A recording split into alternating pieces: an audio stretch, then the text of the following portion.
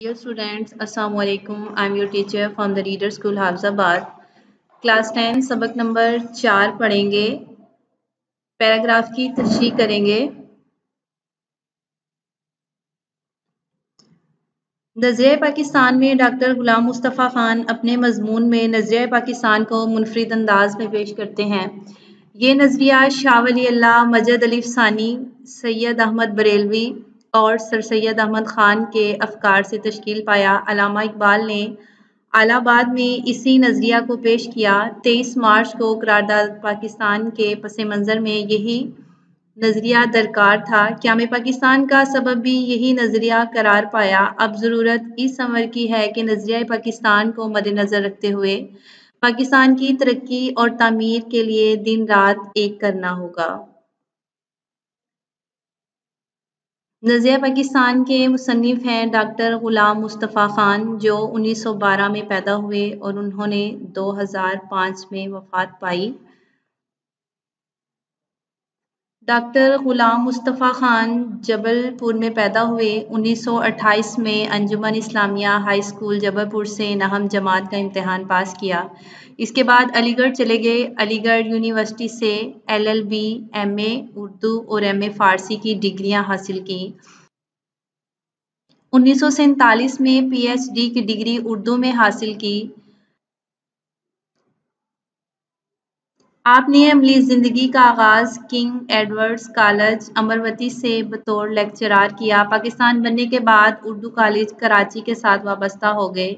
Scene university में सदर शोबा उर्दू की खिदमात सरअंजाम दी। उन्हें सितारा इम्तियाज़, नकूश एवार्ड, इकबाल एवार्ड और निशाने सिपास के एजाज़ात से नवाजा गया। उनकी तहरीरें ज़्यादातर मुअर्रिब व मुफ़र्रिस होती हैं, लेकिन उन्होंने आम क़ारीन के लिए भी मज़ामीन और कुतब सादा और सलीस ज़ुबान में तहरीर की। उन्होंने उर्दू, फ़ारसी, अरबी और अंग्रेज़ी ज़ुबानों में 100 से ज़ायद कुतब तसनीफ़ की। उनकी मशहूर किताबें दर्ज झैल हैं: सैयद हसन गज़नवी, हयात और कारनामे, सिराजुल बयान, इकबाल और कुरान, तनकीदो तहकीक वगैरह उनकी तसानीफ में शामिल हैं। सबक नज़रिया पाकिस्तान, इसकी पढ़ाई करेंगे।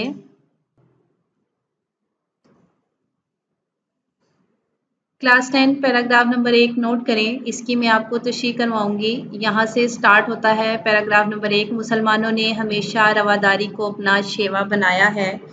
रवादारी, तहम्मुल, बर्दाश्त, शेवा, तरीका, ढंग, शार। लेकिन जब कुफ्र इल्हाद गलबा हासिल करना चाहता है, इल्हाद दीन से फिर जाना, तो मुसलमान इसके मुकाबले के लिए डट कर खड़ा हो जाता है।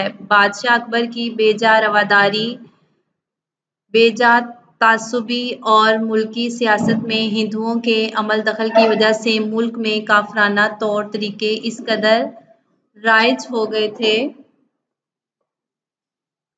हो गए, आम हो गए थे कि मुसलमानों की आज़ादी खुद इनके दीनी मामलात में भी ख़त्म हो गई थी। चुनांचे अकबर के आखिरी दौर में इस्लाम की सरबुलंदी के लिए हज़रत मजद अली फ़सानी खड़े हुए। आपने जहांगीर के ज़माने में महज दीन की खातिर कैदोबंद की सख्तियाँ झेलीं। कैद और सख्तियाँ झेलीं, बर्दाश्त की और इस्लामी कदरों को नए सिरे से फ़रोग़ दिया। इस्लामी कदरों को, आदाब को नए सिरे से शुरू से फ़रोग़ दिया, तरक्की दी। यहाँ तक पैराग्राफ नंबर 1 मुकम्मल हुआ। क्लास 10 सबक का उन्वान लिखेंगे। नज़रिया पाकिस्तान, मुसन्निफ़ का नाम डॉक्टर ग़ुलाम मुस्तफ़ा ख़ान, इसकी सिर्फ मज़मून निगारी है। मुश्किल अल्फाज के मायने लिखेंगे। सियाको सबाक सुन लें। मंदरजा झैल बाला इक़्तिबास उर्दू की दरसी किताब से लिया गया है, जो मुसन्निफ़ के मशहूर मज़मून से अख़ज़ किया गया है, जिसमें वो बताते हैं कि अकबर बादशाह की बेजा रवादारी ने मुसलमानों को नुकसान पहुँचाया। शाह वली अल्लाह, सैयद अहमद बरेलवी, टीपू सुल्तान और सर सैयद अहमद ख़ान जैसे लोगों ने नज़रिया पाकिस्तान की बुनियाद रखी। علامہ اقبال کے خطبہ اعلی آباد اور قرارداد پاکستان کی منظوری سے پاکستان بننے کے امکانات واضح ہو گئے۔ آخرکار پاکستان 14 اگست 1947 کو معرض وجود میں آ گیا۔ پیراگراف کی تشریح سنیں۔ ڈاکٹر غلام مصطفیٰ تحقیق میں نمایاں مقام رکھتے ہیں۔ انہوں نے مذہب، ادب، تصوف اور اخلاق جیسے موضوعات پر لکھا۔ ان کا طرز تحریر سادہ، سلیس اور عام فہم ہے۔ اسلام جو ایک مکمل ضابطہ حیات ہے، اپنے ماننے والوں کو چند اعتقاد دینے پر ہی اکتفا نہیں کرتا بلکہ ایک مکمل معاشرتی نظام کے لیے قواعد و ضوابط اور تعلیمات فراہم کرتا ہے۔ اس کے مطابق غیر مسلموں سے غیر متعصبانہ رویہ روا رکھنے کا حکم ہے، کیونکہ اسلامی تعلیمات کی روح سے ان کے حقوق مقرر ہیں۔ روزمرہ کے معاملات میں ان سے مشفقانہ برتاؤ رکھنا چاہیے تاکہ ان کے دل نور ایمانی سے منور ہو سکیں۔ تشریح طلب عبارت میں مصنف بتاتے ہیں کہ مسلمان ہمیشہ غیر مسلموں سے حسن سلوک سے پیش آتے رہے۔ انہوں نے کبھی غیر مسلموں سے جانبداری اور تعصب سے کام نہیں لیا بلکہ بے تعصبی، تحمل اور بردباری کو اپنی عادت بنائے رکھا۔ لیکن جب کبھی بھی اسلام کے مقابلے میں بے دین قوتوں نے مسلمانوں پر غالب آنے کی کوشش کی تو مسلمان ان لادینی قوتوں کے خلاف ڈٹ گئے اور ان کا منہ توڑ جواب دیا۔ مغل بادشاہ اکبر نے اپنے دور حکومت میں ہندوؤں کو ناجائز رعایتوں اور بے جا نوازشات سے مالا مال کیا ہوا تھا، حتیٰ کہ وہ ملکی سیاست اور معاملات میں بھی دخل اندازی کرنے لگے اور ملک میں ہندوؤں کے طور طریقے اس قدر رائج ہو گئے کہ مسلمانوں کی اپنے ہی دین کے معاملات میں بھی آزادی ختم ہو کر رہ گئی، یعنی مسلمان اپنے دین پر عمل کرنے میں بھی آزاد نہ رہے۔ ان حالات کو دیکھتے ہوئے مغل بادشاہ اکبر کی حکومت کے آخری دور میں برصغیر کے مسلمان ان کے خلاف اٹھ کھڑے ہوئے، جن میں سرفہرست نقش بندی سلسلے کے عظیم بزرگ مجد علی ثانی اسلام کی سربلندی کے لیے میدان عمل میں آئے اور سر توڑ کوشش کی۔ حضرت مجد علی ثانی جہانگیر کے دور حکومت میں بھی صرف دین کی خاطر جیل میں گئے اور سختیاں برداشت کیں۔ آپ نے اسلامی روایات اور تعلیمات کو دوبارہ زندہ کیا اور انہیں فروغ دیا۔ یہاں پر پیراگراف نمبر 1 کی تشریح مکمل ہوئی، آگے پڑھائی کریں گے۔ ان کے اثر سے شاہ جہاں اور اس کے بعد اس کا بیٹا اورنگ زیب دین کا خادم بنا، لیکن اورنگ زیب کے بعد ہی اس کے بیٹوں کے باہمی نفاق، نااتفاقی اور کمزوری کی وجہ سے مغلیہ سلطنت کا زوال شروع ہو گیا۔ مرہٹوں اور ہندوؤں کے کئی گروہوں نے سر اٹھایا، انگریزوں نے اپنے قدم جمائے اور ملک میں انتشار پھیل گیا، افراتفری پھیل گئی۔ لیکن ایسے گئے گزرے حالات میں بھی قوم کو فروغ دینے، ترقی دینے اور اسلام کو سربلند کرنے کے لیے کوششیں جاری رہیں۔ چنانچہ میسور کے سلطان حیدر علی اور اس کے بیٹے سلطان ٹیپو نے نہ صرف ہندوؤں اور انگریزوں کا مقابلہ کیا بلکہ افغانستان، ترکی اور پھر فرانس کو بھی اپنے ساتھ شامل کرنے کی کوشش کی، لیکن ملک کے دوسرے سرداروں نے ساتھ نہیں دیا اور انہیں کامیابی حاصل نہ ہوئی۔ اسی زمانے میں شاہ ولی اللہ دہلوی اور ان کے صاحبزادوں نے مسلمانوں کی اخلاقی اور معاشرتی برائیوں کو دور کرنے کی تحریک شروع کی۔ پھر ان کے پوتے شاہ اسماعیل نے اپنے مرشد سید احمد بریلوی کے ساتھ اسلامی اصولوں کو دوبارہ رائج کرنے اور ملک کو غلامی سے آزاد کرانے کی کوشش کی۔ 1831 میں اپنی جانیں قربان کر دیں، تاہم انہوں نے مسلمانوں کے دلوں میں جوش اور ولولہ پیدا کر دیا۔ چنانچہ 1857 کی جنگ آزادی میں مسلمانوں نے پھر اپنے قدم جمانے کی کوشش کی اور انگریزی اقتدار اور انگریزی حکومت مستحکم ہو چکا تھا، قائم ہو چکا تھا، مضبوط ہو چکا تھا، اس لیے انہیں کامیابی نہ ہو سکی۔ اسی زمانے میں سر سید نے مجبوراً انگریزوں سے مفاہمت صلح کو غنیمت جانا کافی سمجھا اور مسلمان قوم کی اخلاقی اور تہذیبی اصلاح پر توجہ دی اور ان کے دلوں سے احساس کمتری، جو اپنے آپ کو کم سمجھتے تھے، اس کو دور کرنے کی بھی کوشش کی۔ 1885 میں ہندوؤں نے کانگریس کی بنیاد ڈالی اور یہ ظاہر کیا کہ وہ ملک کی تمام قوموں کو ان کے حقوق دلوائیں گے، لیکن بعد میں پتہ چلا کہ وہ صرف اپنے حقوق کا تحفظ چاہتے ہیں۔ انہوں نے مسلمانوں کو ان کے کاروبار سے محروم کرنے کی کوشش کی اور وہ سرکاری ملازمتوں پر بھی قابض ہو گئے، ان کا قبضہ ہو گیا۔ نیز انہوں نے مسلمانوں کی مشترکہ زبان اردو کے مقابلے میں ہندی کو قائم کیا۔ سر سید نے مسلمانوں کو ہندوؤں کی کانگریس اور ان کی سیاست سے علیحدہ کرنے کی کوشش کی، اور ان کے ایک دوست مولانا محمد قاسم نے دیوبند میں مسلمانوں کی دینی تعلیم کی طرف توجہ دی۔ پھر سر سید کے ایک رفیق دوست نواب وقار الملک نے 1902 میں گل ہند مسلم لیگ کے نام سے مسلمانوں کی ایک الگ تنظیم کی بنیاد رکھی، ایک جماعت قائم کی۔ یہ تنظیم، یہ جماعت ڈھاکہ میں قائم ہوئی، جہاں ہندوؤں نے سازش کرکے مسلمانوں کو ضگ پہنچانے، نقصان پہنچانے کے لیے مشرقی بنگال اور آسام کا وہ صوبہ جس میں مسلمانوں کی اکثریت تھی ختم کرا دیا۔ 1911 میں اسی علاقے کو پھر بنگال میں شامل کر دیا گیا۔ کلاس 10 پیراگراف نمبر 2 نوٹ کریں، اس کی آپ تشریح کریں گے۔ اسی زمانے میں پہلی جنگ عظیم چھڑ گئی جس میں انگریز کا مقابلہ جرمنی سے ہوا اور ترکی نے جرمنی کا ساتھ دیا۔ ہندوستان کے مسلمان چونکہ ترکی کے سلطان کو حجاز کی خدمت کرنے کی وجہ سے خلیفہ اسلام سمجھتے تھے، اس لیے انہوں نے مالی اور طبی امداد باہم پہنچائی۔ انہوں نے معاشی طور پر اور ان کے علاج معالجے کے طور پر ان کی مدد کی، جس کی وجہ سے حکومت برطانیہ کو مسلمانوں سے عناد پیدا ہو گیا، دشمنی پیدا ہو گئی۔ لیکن انہوں نے یہاں کے مسلمانوں سے وعدہ کیا کہ اگر ہم کو اس جنگ میں فتح حاصل ہوگی تو ہم کسی طرح بھی ترکی کو مزید نقصان نہیں پہنچائیں گے۔ یہ وعدہ محض فریب تھا، دھوکہ تھا۔ چنانچہ جب انگریزوں کو فتح حاصل ہوئی تو وہ اپنے وعدے سے پھر گئے اور انہوں نے ترکی کی وسیع سلطنت کے ٹکڑے ٹکڑے کر دیے۔ یہاں تک پیراگراف نمبر 2، اس کی آپ تشریح لکھیں گے۔ سبق کا عنوان، مصنف کا نام، صنف لکھیں گے، مشکل الفاظ کے معنی لکھیں گے اور سیاق و سباق کو تشریح کا حصہ بنا کر اس کی تشریح کریں گے۔ آگے پڑھائی کریں۔ یہاں کے مسلمانوں کو اس فریب کی وجہ سے بہت تکلیف پہنچی اور انہوں نے خلافت کے تحفظ کے لیے مولانا محمد علی جوہر اور ان کے بڑے بھائی مولانا شوکت علی کی رہنمائی میں تحریک خلافت شروع کی۔ رہنمائی میں، قیادت میں۔ اسی زمانے میں ہندوؤں نے مسلمان کو ہندو بنانے کے لیے شدی کی تحریک شروع کی۔ شدی کی تحریک کہ مسلمانوں کو ہندو بنایا جائے اور ان کو ختم کرنے کے لیے سنگٹھن کی تحریک بھی شروع کی۔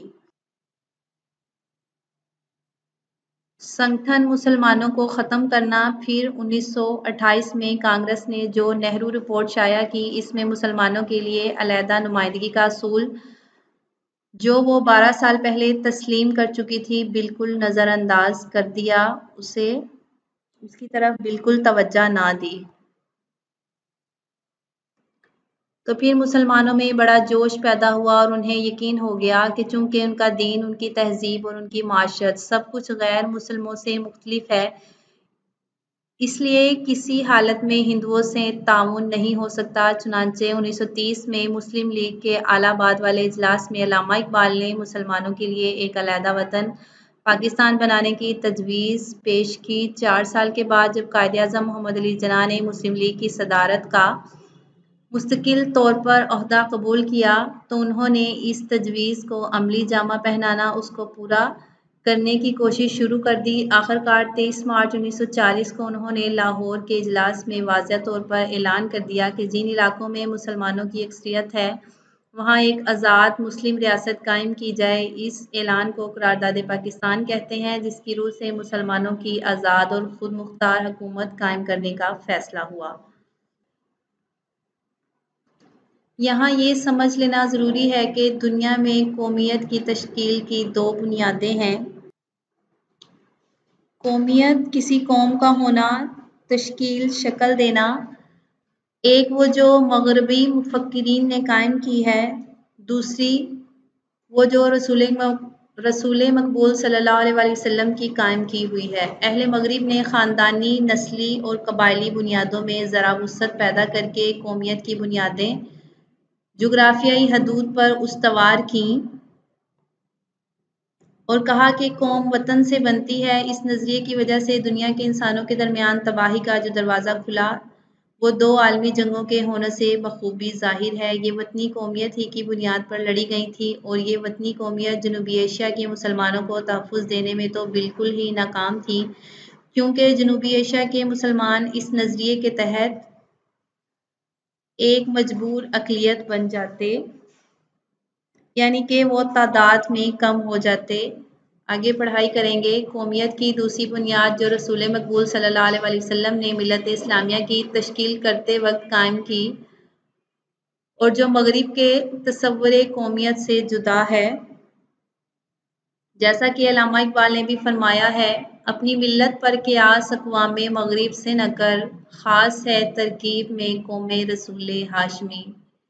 ان کی جمعیت کا ہے ملک و نسب پر انحصار، قوت مذہب سے مستحکم ہے جمعیت تیری۔ کلاس 10 پیراگراف نمبر 3 آپ نوٹ کریں، میں اس کی تشریح کرواؤں گی۔ مسلمانوں کی قومیت ایک نظریاتی قومیت ہے۔ قومیت سب کا ایک ہونا، ایک مرکز پر قائم ہونا جو لا الہ الا اللہ پر قائم ہے، یعنی یہ کہ نسل، رنگ اور وطن کی بنیاد پر نہیں بلکہ ایک نظریے، ایک عقیدے، ایک کلمے کی بنیاد پر وجود میں آئی، اور اس نظریاتی پہلو کو نمایاں کرنے کے لیے اسے ملت کہا گیا ہے۔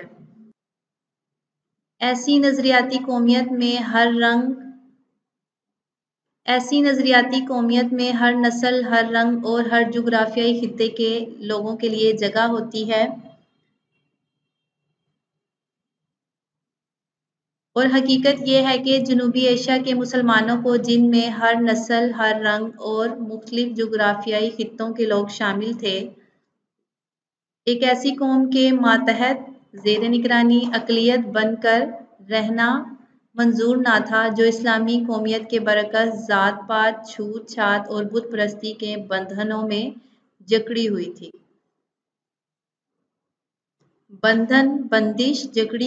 بندھی ہوئی تھی، چنانچہ انہوں نے اپنی جداگانہ قومیت یعنی اسلامی قومیت کی بنیاد پر اپنے لیے ایک جدا وطن کا مطالبہ کیا، جس میں وہ اپنے عقیدے، اپنے نظریہ زندگی، اپنی سوچ، اپنے طرز معاشرت، رہن سہن کے مطابق زندگی بسر کر سکیں اور ایک مسلمان کی حیثیت سے دور جدید کے چیلنج کا مقابلہ کر کے اپنے مستقبل کو سنوار سکیں۔ یہاں تک پیراگراف نمبر 3۔ اس کی تشریح سن لیں۔ سبق کا عنوان، مصنف کا نام، صنف لکھیں گے، مشکل الفاظ کے معنی، سیاق و سباق کے حوالے سے اس کی تشریح کریں گے۔ تشریح سن لیں۔ مصنف بتاتے ہیں کہ دنیا میں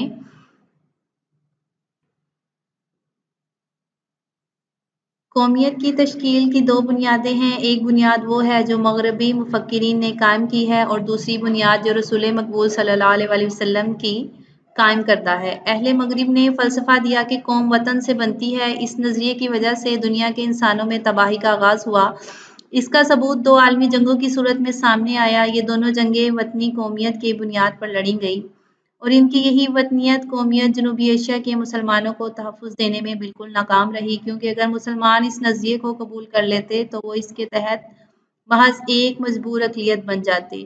قومیت کی دوسری بنیاد وہ ہے جو رسول مقبول صلی اللہ علیہ وسلم نے ملت اسلامیہ کی تشکیل کرتے وقت قائم فرمائی اور جو مغرب کے تصور قومیت سے بالکل جدا ہے۔ دراصل مسلمانوں کی قومیت ایک نظریاتی قومیت ہے جس کی بنیاد کلمہ لا الہ الا اللہ پر رکھی گئی، یعنی یہ قومیت رنگ و نسل اور وطن کی بنیاد پر نہیں بلکہ ایک نظریے، ایک عقیدے، ایک کلمے کی بنیاد پر وجود میں آئی ہے۔ اس نظریاتی پہلو کو نمایاں کرنے کے لیے اسے محض مسلمان قوم نہیں بلکہ ملت کہا گیا ہے، اور کلمہ طیبہ کو پڑھنے والے دنیا کے کسی بھی خطے میں رہنے والے ہوں اور کسی بھی رنگ و نسل سے تعلق رکھتے ہوں، وہ ملت اسلامی میں شامل ہیں اور آپس میں بھائی بھائی ہیں۔ یہ کلمہ طیبہ ان کے مابین ایک روحانی رشتے کو قائم کرتا ہے جس کے سبب سب کے دکھ اور سکھ سانجھے ہیں۔ ارشاد نبی صلی اللہ علیہ وآلہ وسلم ہے، مسلمان ایک آدمی کی طرح ہے، اگر اس کی آنکھ بیمار ہوتی ہے تو سارا جسم بیمار ہوتا ہے، اور اگر اس کا سر بیمار ہوتا ہے تو سارا جسم بیمار ہوتا ہے۔ اس نظریاتی قومیت یعنی ملت اسلامیہ میں ہر نسل، ہر رنگ اور ہر ملک کے لوگ شامل ہیں۔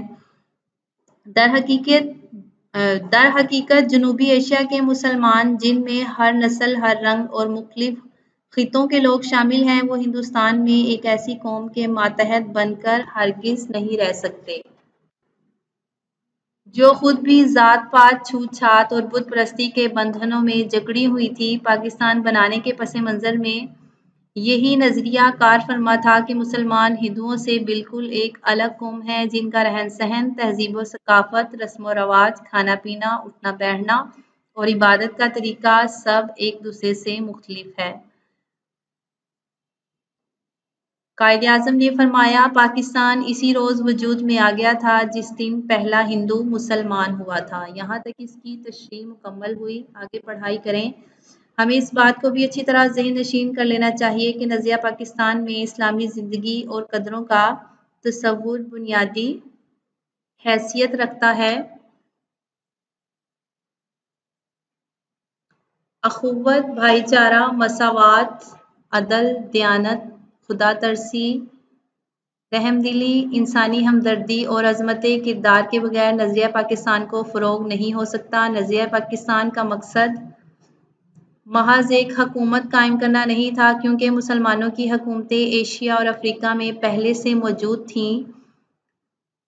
نظریہ پاکستان کا مقصد اسلامی اصولوں کی ترویج و اشاعت، رواج دینا اور اہل عالم کے لیے مثالی مملکت کا نمونہ فراہم کرنا ہے۔ پاکستان قائم کرنے کا فیصلہ ہندوؤں کو بہت ناگوار گزرا، بہت برا لگا۔ انہوں نے پوری کوشش کی یہ مملکت، یہ ملک قائم نہ ہونے پائے۔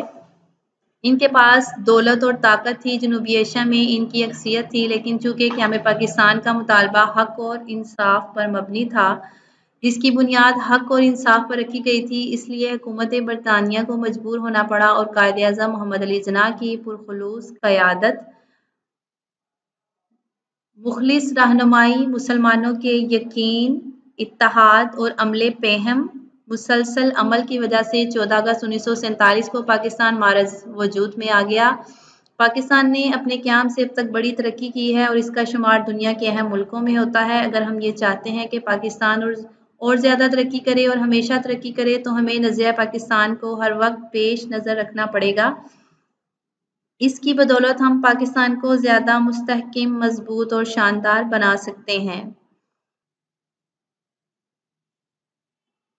کلاس 10 پیراگراف نمبر 4 نوٹ کریں، اس کی آپ تشریح کریں گے۔ نظریہ پاکستان کا مقصد پاکستان کو ایک اسلامی اور فلاحی مملکت بنانا ہے۔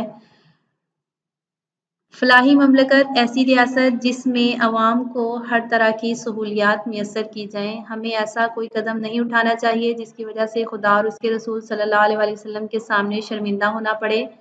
ہمارا جینا اور مرنا پاکستان کے لیے ہونا چاہیے، قومی مفاد کے سامنے، قوم کے فائدے کے سامنے ذاتی مفاد کو دل سے نکال دینا چاہیے۔ ہر قسم کی گروہ بندی جماعت قائم کرنا، ہر قسم کی گروہ بندی سے بالاتر ہو کر تمام پاکستانیوں کی فلاح و بہبود کی کوشش کرنا نظریہ پاکستان کو فروغ دینا ہے۔ اگر ہم نے نظریہ پاکستان کو پیش نظر رکھا، سامنے رکھا اور اپنی سیرت اور کردار کو اس کے مطابق ڈھالنے کی کوشش کی تو دنیا کی دوسری قوموں میں بھی ہمیں امتیاز حاصل ہوگا، یعنی ہم ان میں بھی ان سے جدا ہوں گے اور ہم اسلامی اصولوں کی روشنی میں پاکستان کو توانا، مستحکم، شاندار اور پرعظمت بنانے میں پوری طرح کامیاب ہوں گے انشاءاللہ۔ یہاں پر سبق کی پڑھائی مکمل ہوئی۔ پیراگراف کی تشریح، 2 پیراگراف کی تشریح آپ لوگ اپنی کاپی پر لکھیں گے اور پورے سبق کے الفاظ معنی یاد کریں گے۔ تھینکس۔